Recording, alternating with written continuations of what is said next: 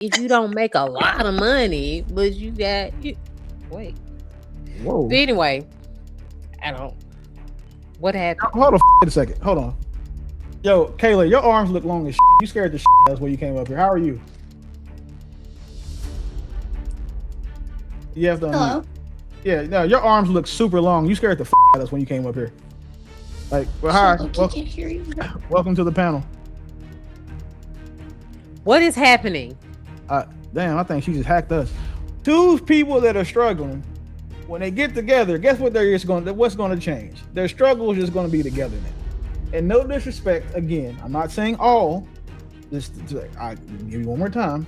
I am not saying all, but we know what happens to our women when they struggle with the man for too long.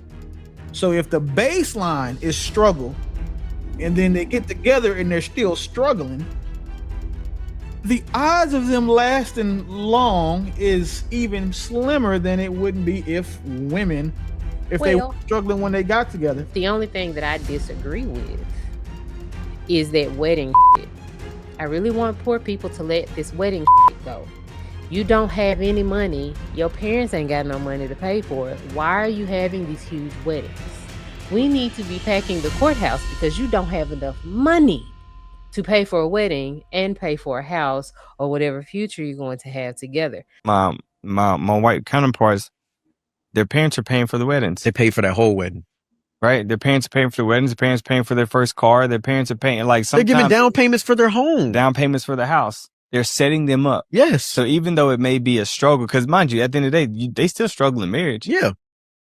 But even though it may be a struggle, they're not struggling over the rent. They're not struggling over the house. They're not struggling over the vehicle because their parents are saying, hey, like I literally just had a couple, they're going through it right now, and their parents loaned them some bread to make sure that they can pay for the counseling, to make sure they can pay for the bills, pay for the babysitters as they navigate and process new information. Yep. It's there. Yep.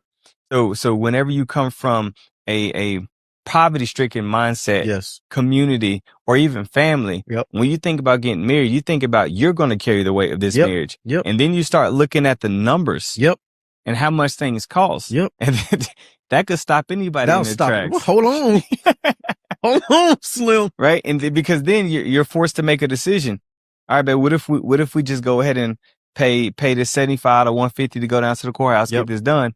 But she doesn't see that. She don't want that. Exactly. She's like, nah, I want the big thing. I want the full shebang. And he realizes, well, I'm not in position to give you what you want because that right there is going to cost us a lot. But what if we just did this delayed gratification? But it's the thought that, no, I'm not willing to settle on that causes the man to say, you know what? That's how you feel. That's so good. We'll rock with that. How much of an impact do you think that makes when your parents set you up? Because a lot of our struggles today are financial, right? That's one of the top reasons for divorce. One of the reasons why we aren't successful. We're struggling. We can't do the things that we want. We can't send our kids to the school we want. We can't get the food that we want. We can't live in the neighborhoods that we want. We can't buy the cars that we want. So if we're behind on all those things, then I think that it would have an impact on your relationship, particularly because it is statistically shown that finances are a great portion of the divorces. So, well, should we be getting married then at that moment? Yeah, that's what I was about to say. Because two broke people or two poor people shouldn't be getting married. Like they should be trying to uncored themselves before they wed themselves. No. I think you guys. Go ahead, Bo. I'm sorry. Go ahead. I feel like a couple coming together, especially if they love each other and they want to be married, and pooling their resources for survival, I don't think that that's wrong. Where I think that poor people fuck up in marriage. I mean, they have resources, they're just meager. Yeah, like if you don't make a lot of money, but you got wait. Whoa. But anyway, I don't. What happened? Hold on, wait a second. Hold on. Yo, Kayla, your arms look long as shit. You scared the shit out of us when you came up here. How are you? You have to unmute. Yeah, no, your arms look super long. You scared the fuck out of us when you came up here. Like, well, hi. I can't hear you. Welcome to the panel. What is happening? Damn, I think she just hacked us. But Bo, so let me say this real quick. No, I think she got cut off when she tried to move the phone. She's actually supposed to be on. Carry on. Bo, Okay. let me ask you something, Bo, just to be What? fair. Like, I think a better introduction would be prudent, but carry on. I was throwing her in here immediately so she know what type of time we were going to be on. So this is the thing, right? Two people that are struggling, when they get together, guess what what's going to change? Their struggle is just going to be together now. And no disrespect, again, I'm not saying all. I give you one more time. I am not saying all, but we know what happens to our women when they struggle with the man for too long. So if the baseline is struggle, and then they get together and they're still struggling, the odds of them lasting long is even slimmer than it wouldn't be if they were struggling when they got together. For example, Trev gave you a great point.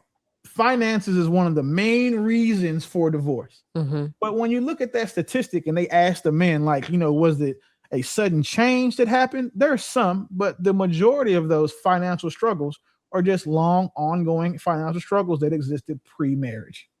So people getting married thinking that it's going to change something financially at which they struggle, those men are nuttier than squirrel shit.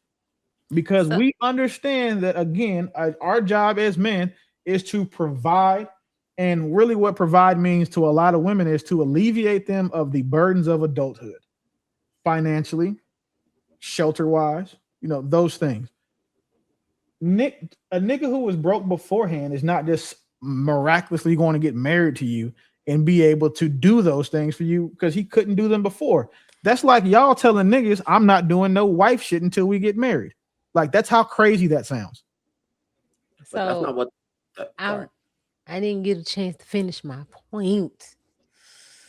So, point is, if two sensible people came together and they got married and pooled their resources, because if you are surviving ish by yourself, two people together can survive better together because you're paying for one household bills.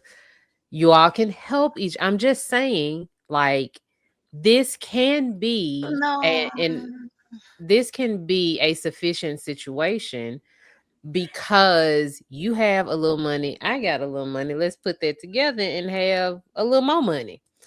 I'm just saying that, like, fiscally, it can make sense. Also, if, and this is a big if the woman listens to the man and the man knows how to manage the money, that would be perfectly fine. But the only thing that I disagree with is that wedding shit. I really want poor people to let this wedding shit go. You don't have any money. Your parents ain't got no money to pay for it. Why are you having these huge weddings? We need to be packing the courthouse because you don't have enough money to pay for a wedding and pay for a house or whatever future you're going to have together. I feel like we need to let all this pomp and circumstance and all of these big parties for other people go. And if you have a woman and you all don't have the means like that, you have a woman insisting on this big shindig, that's a big red flag. Because if that woman knows your finances and she's going to make you squeeze blood from a turnip anyway, let that bitch go. A lot of these people are going into debt to have these weddings. I would say the overwhelming. Right. Why are we even having these weddings? I can tell you why. The same reason y'all have baby showers. You know what baby showers are in the Black community? Weddings for single mothers. That's all they are. Like, y'all take every chance you can. And I'm saying y'all as Black women in general, so not you all on the panel. Take every chance you get to celebrate some shit, to look better than you are. Like, I think that's why a lot of niggas like going to church, because they get to dress up and it makes them feel good. Not because they want to get the word. They just want to go and sit and congregate, you know what I'm saying, and look better than sister so-and-so from last week with the bigger hat. Like, all of that pomp and circumstance, that shit is rooted in who we are as people. That's why, again, people live in apartments with Benzes. I am not. That's why people have 23% interest rates on 2014 5 Series BMWs because they want the luxury without being able to afford it. So they're willing to take whatever they can to have it. The fact that a woman like these guys saying they want to go into debt to have a wedding, literally, just to have people come that they don't give a fuck about for real, that they can't call on an event of emergency, who probably didn't even give a shit, but they want to feed them and say, hey, guy, we got married. Like, the point of that is just I am not having a wedding if I can't afford that shit. it's simply appearances. That's just what it is. So let me ask you this. Restore Her Village. Would you agree with people spending a lot of money on a wedding? Or what do you think a budget should be? How do you think that should go? No, I mean, I'm from the Middle East, so it is common in our culture for people to spend an absurdly amount of money on weddings. I think it is really disgusting, and it does set a lot of couples back because they spend a huge amount of time trying to pay that debt back. Even if the family, fronts a little bit, again, you are then indebted to the family. It's just a lot of pressure too. That's just unnecessary pressure added to the couple. It's hard to recover from. So I completely disagree with that.